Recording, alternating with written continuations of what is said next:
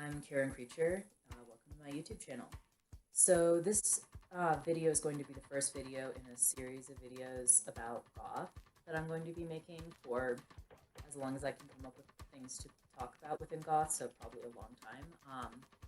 It's going to be sort of a playlist slash series of videos that's really mostly intended to educate people about Goth, especially people who are new to the subculture, but also people who are just interested in it. And there are also going to be videos within this that I think are going to be pretty interesting even for people who've been a part of the subculture for a very long time.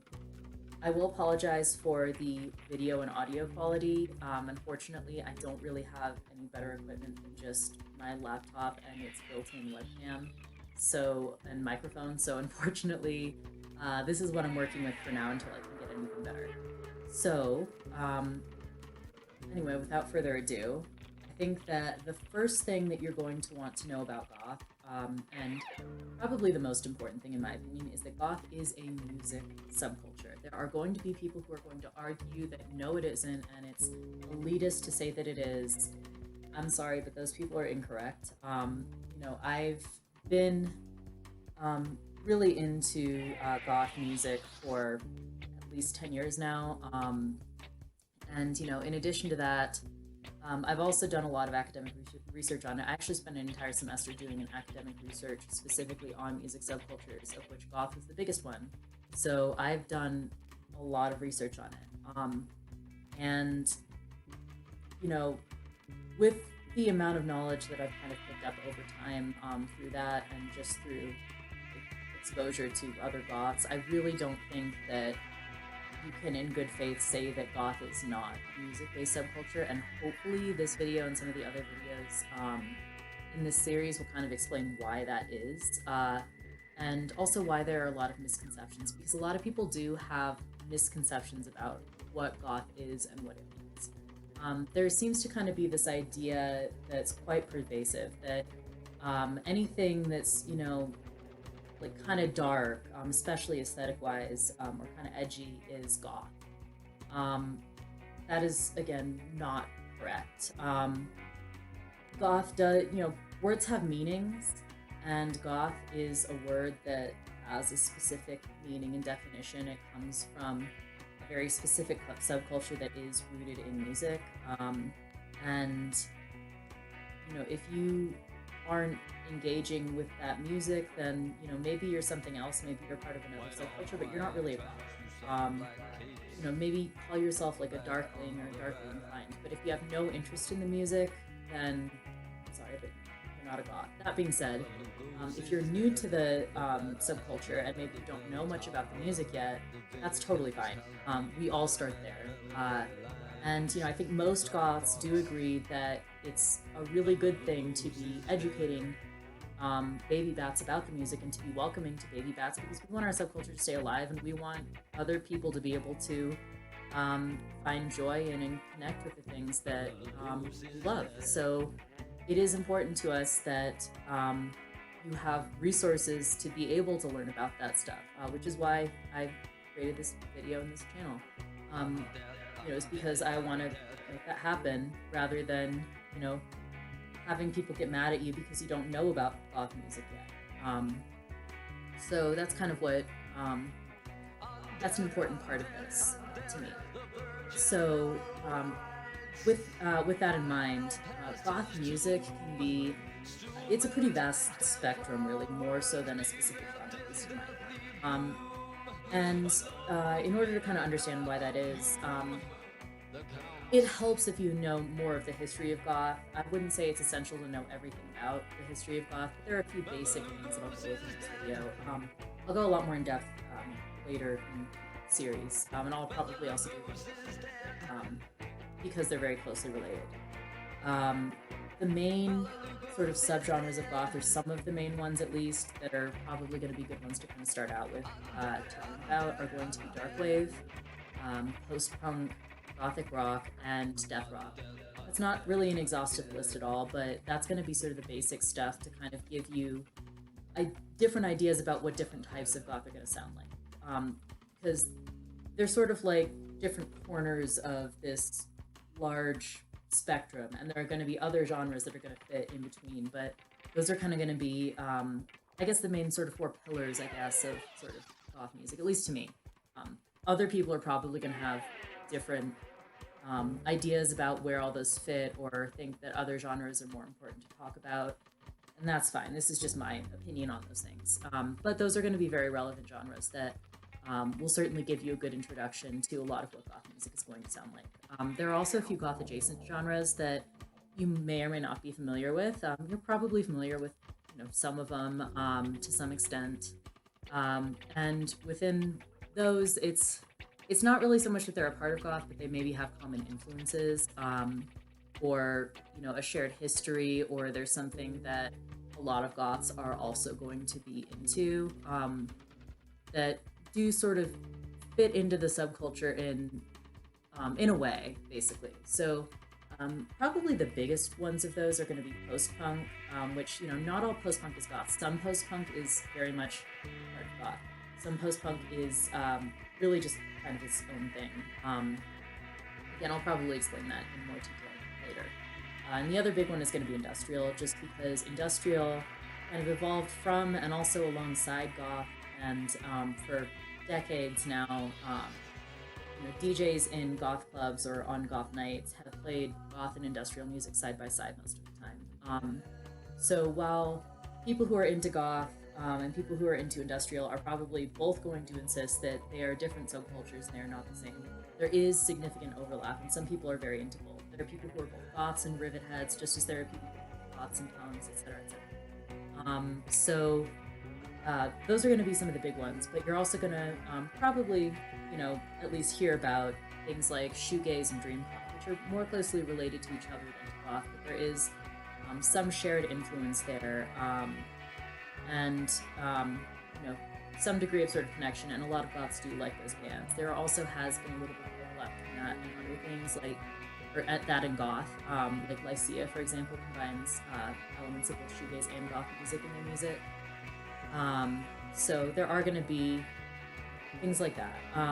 But again, that's not that's really just scratching the surface. There are a lot of other pretty big genres that both within goth and adjacent to goth that I haven't gone over, that I'll go through in a future video. But those are going to be some basic things that, at least in my experience, it seems like most goths I encounter are most interested in those genres, or that those genres seem to be like the most connected.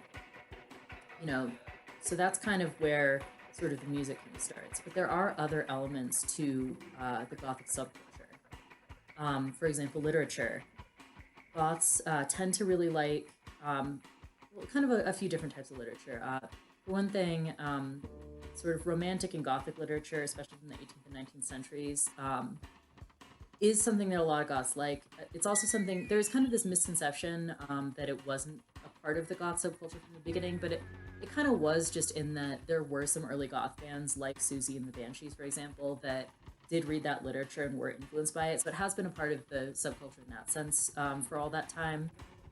Some other literature that a lot of goths are into is going to be horror, which I mean, like, pretty self-explanatory why, we tend to like kind of dark and macabre things, so it makes sense that a lot of us would like horror.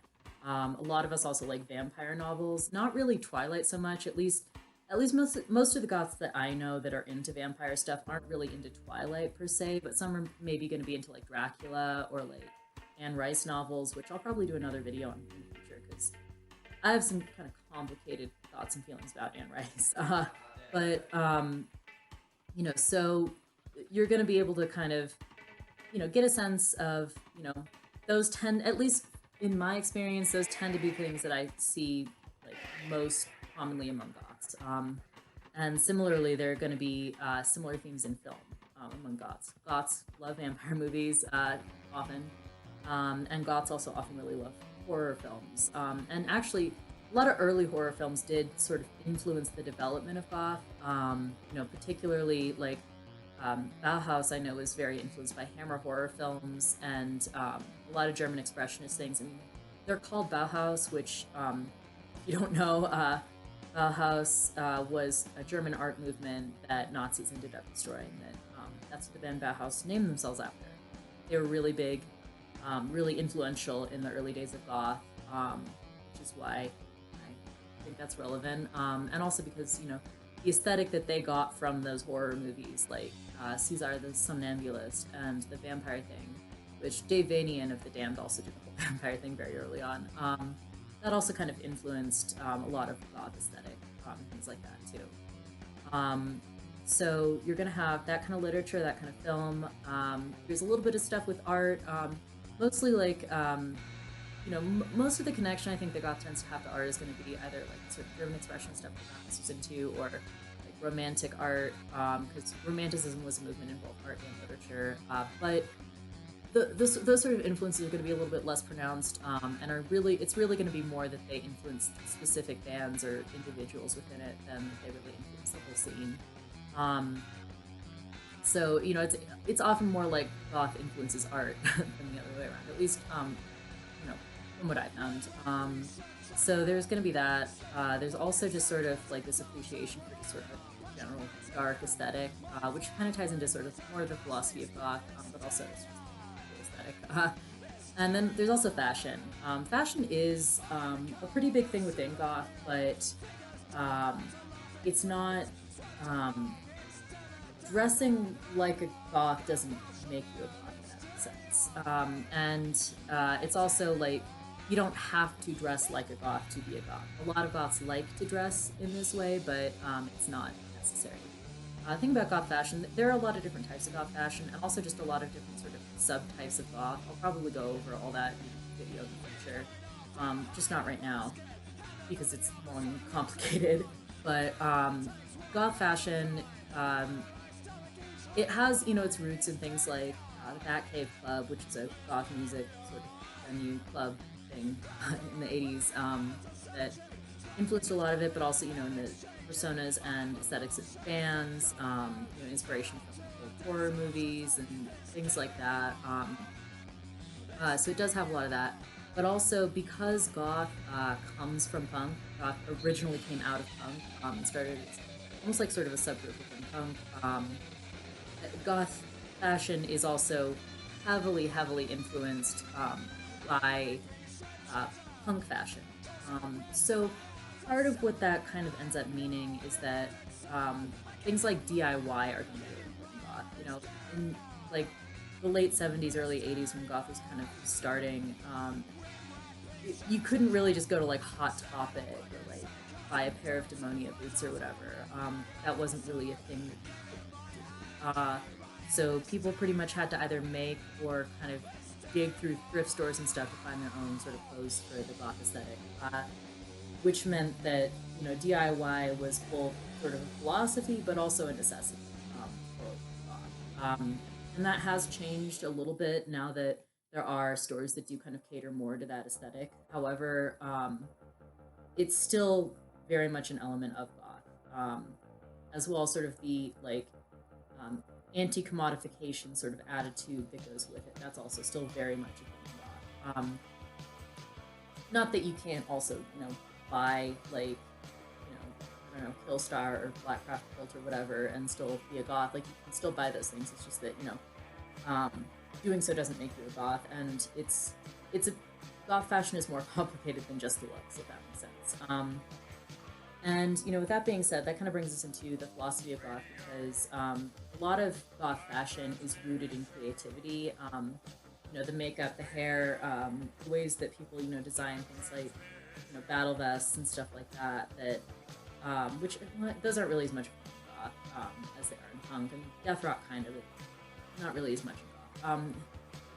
But it's these are things that come from this desire to be sort of creative and to sort of use creativity as one of the ways that you engage with the subculture. And that's because a lot of goths really value creativity.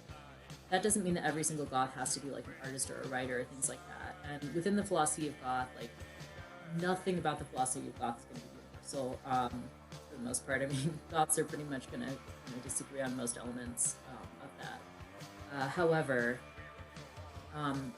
that being said, things like creativity and intellectualism are, in general, pretty valued within goth. Again, there's this appreciation for old films and literature and things like that, and references to those kinds of things in music. So a lot of goths tend to be pretty intellectual. Some are sort of pretentious and think they're above everybody else. I don't I don't really care for that, but it is a thing for sure within the goth culture. And because of that, you are going to get people who think that way. But that being said, you don't have to be an intellectual and you don't have to be creative in order to be goth. Those things are completely secondary.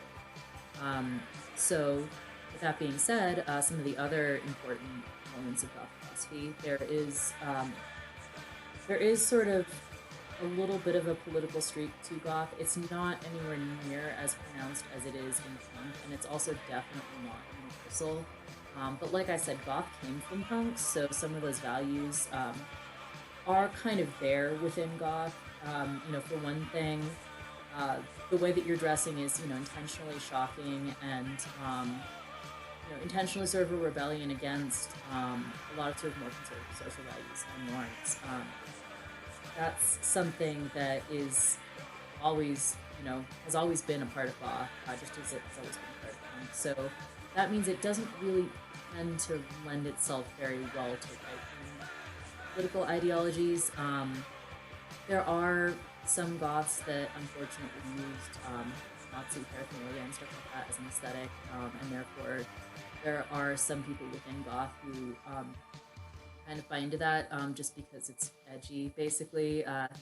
They're definitely a minority, and I'm definitely going to have more talks about that later, but it's definitely not like the most common or really a universal element of goth. There are some people who will say that goth is apolitical, but personally, I disagree because I think, again, coming from punk, it has that, DIY ethic, and it very much has sort of this sort of commodification, anti-consumerist sort of, I guess, attitude in that, we want our music to be stuff that we have, creative freedom over, so it's not really stuff that you're trying to get signed to the biggest record label, and,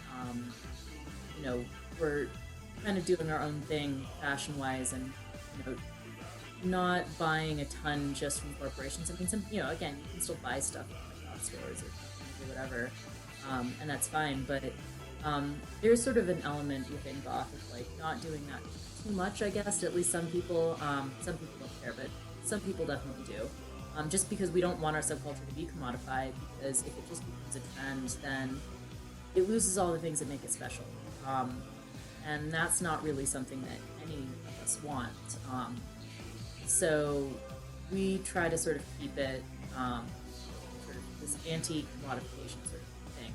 And I think that often ends up kind of tying in with fairly anti-capitalist values and ideas. And there are goth bands that have also sort of adopted that. Like I know, like Horror Vacui, being a death rock band, they have roots in sort of the like punk subculture and punk ethic, and a lot of their music is very overtly political, very overtly anti-fascist and pretty anarchist. A lot more death rock bands I feel like tend to be more vocally political, whatever their than other types of rock music. But you also have bands like the Sisters of Mercy, who are a gothic rock band rather than a death rock band, who were pretty vocally, and still are, I guess, because they're still around, pretty vocally anti-fascist, and also for a while were being pretty communist in some of their values, I suppose. Pretty like left-leaning, which again is not universal in goth at all, but I definitely feel like there's a streak of that in goth. It's just a lot less pronounced than it would be in something like punk. And you might still get into like arguments with people who have completely different politics from you in goth, which is why some people just insist it's apolitical and don't want drama. I'll make a video about why I think that's kind of a mistake, but that's later. So you have those kinds of things, but I think that one of the biggest things within goth, sort of the philosophy of goth, is finding beauty in darkness. So one big part of that, I think, is goths. I'm not going to say there's like an obsession with death necessarily, but there's sort of a preoccupation with it, or like a sort of focus on it sometimes. And it's not because goths are like all suicidal or anything like that. It's just that the way we see it, a a lot of mainstream society kind of has this sort of avoidance of really talking about or really acknowledging death. And the thing about death is it's something we all die, and we all like lose people, and for all of us, it's very painful when a loved one dies, and death is it's a part of life, and it's a complicated part of life that can um, be very profoundly emotional, and goths are a big emotion. Like I said, we're influenced by romanticism, so of course we are. But there's sort of this sort of sense of like death needs to be kind of acknowledged and talked about a little bit more, and kind of the sense of like it's okay that we die, it's okay that we're mortal, I guess. Just kind of a sense of trying to be at peace with it, but also again finding beauty in darkness, in that maybe something dies, and decays, but it new life kind of comes from that. So it can be a little morbid, a little bit macabre, but it's also not um, it's not beautiful. There's still kind of a sort of dark beauty to some of those kinds of things, that I think some goths really appreciate that more than others, are more into it than others. But I think I think our aesthetic pretty clearly says that um, we're into sort of like a, finding beauty in darkness, because we find this dark aesthetic beautiful, I would assume, or we wouldn't wear it, or like listen to it, or whatever. So there is kind of that element of goth as well. So with that being said,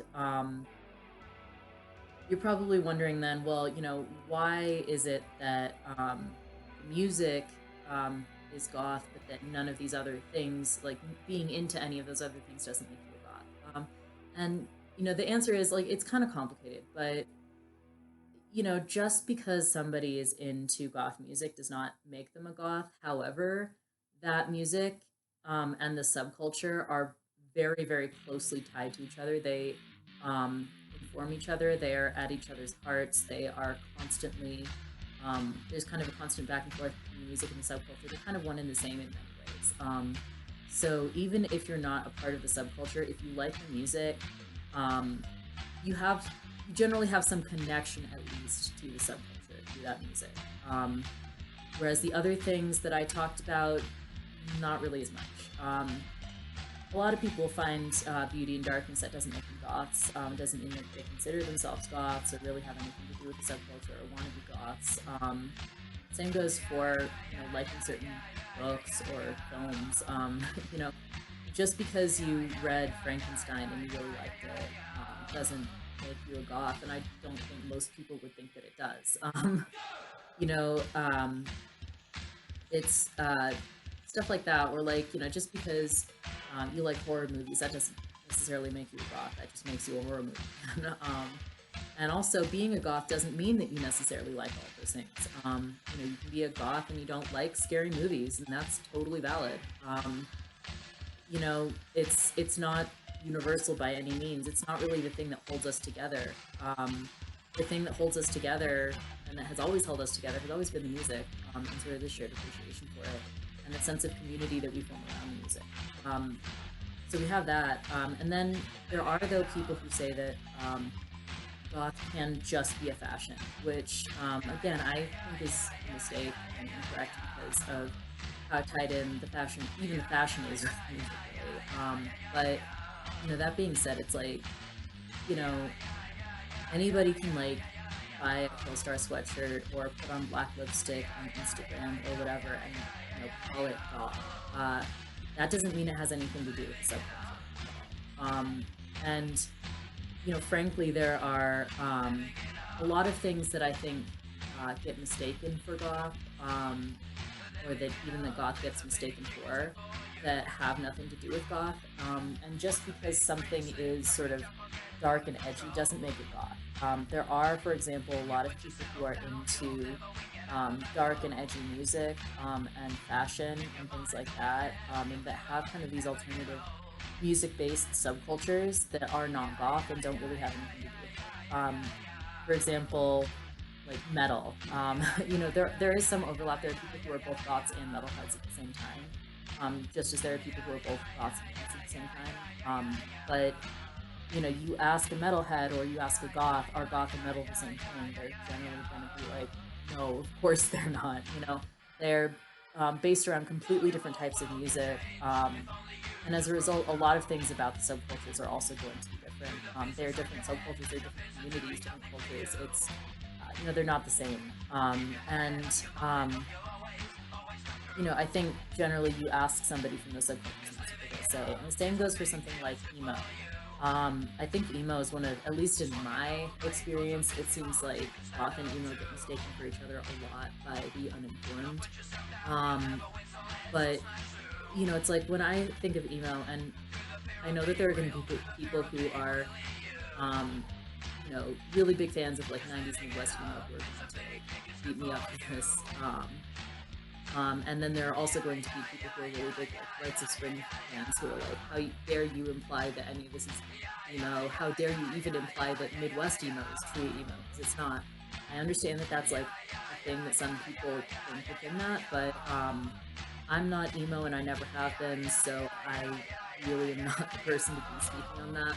When I say emo, I'm just going to be specifically talking about the subculture commonly known as emo that was a big thing when I was in middle school, and then also sort of the more modern sort of like e-girl, e-boy kind of sort of subculture.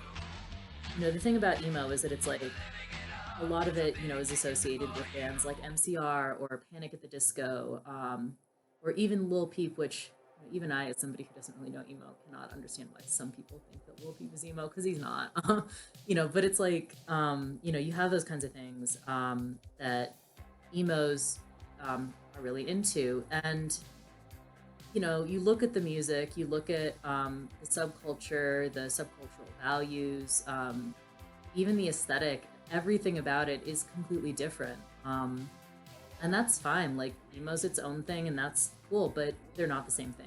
That's also kind of one of the reasons that, things like mall goth and new goth aren't really necessarily actually goth. They're sort of goth, but not actually goth, because those kinds of things basically take like sort of misconceptions of what goth is and sort of create a aesthetic, or in the case of mall goth, even kind of a subculture around those misconceptions, and then call it goth, as opposed to actually coming from the goth subculture or evolving from it or being really connected to the goth subculture. And that's not really that's just not really what goth is. It's just a different thing. And I think that you spend enough time in goth spaces, talking to goths, getting to sort of know the subculture, the music, if you can, maybe going to clubs or events or things like that. Obviously, during the pandemic, that's probably not very advisable.